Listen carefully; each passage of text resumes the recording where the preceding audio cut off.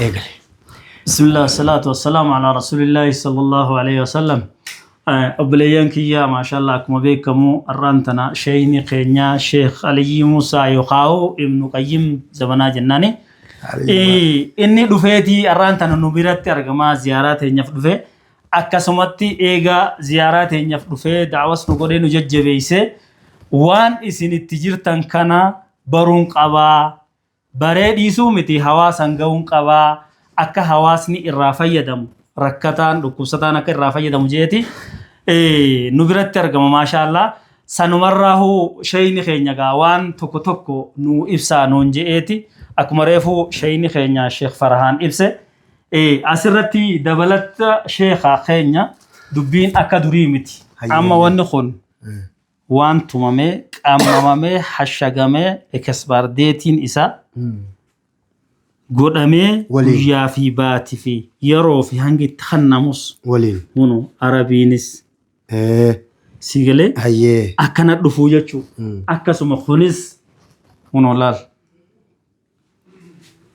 baatii isaa yeroo isaa eeggate aywa sharaabareefu shayni muusan sharaabarraa gara ficaa fudhachuu hindii almaxhuun aywa qorachoo biyya Hindii daakamee kadhuf akka marreefu isiniin jenne kunis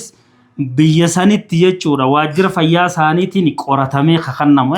alamarratti naggadaaf kadhiyaata gosa dhukkubaa taatee waan inni fayyisu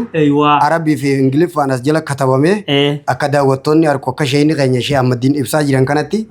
kunoo kun gosa dhukkubaati waan inni fayyisu kun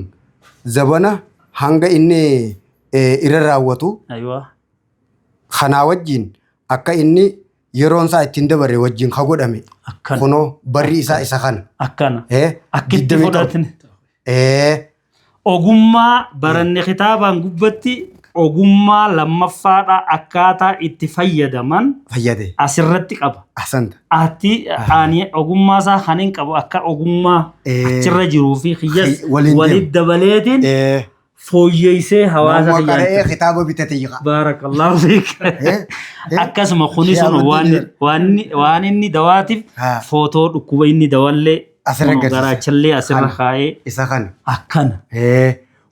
waan dhukkubusan waan dhukkubusan garaacha akkaataa fayyadamaa qashirrummaan tokko isuma kana magaalaa bitee osoo ogummaa hin furanne asumarraa dubbisee nama godhuu danda'a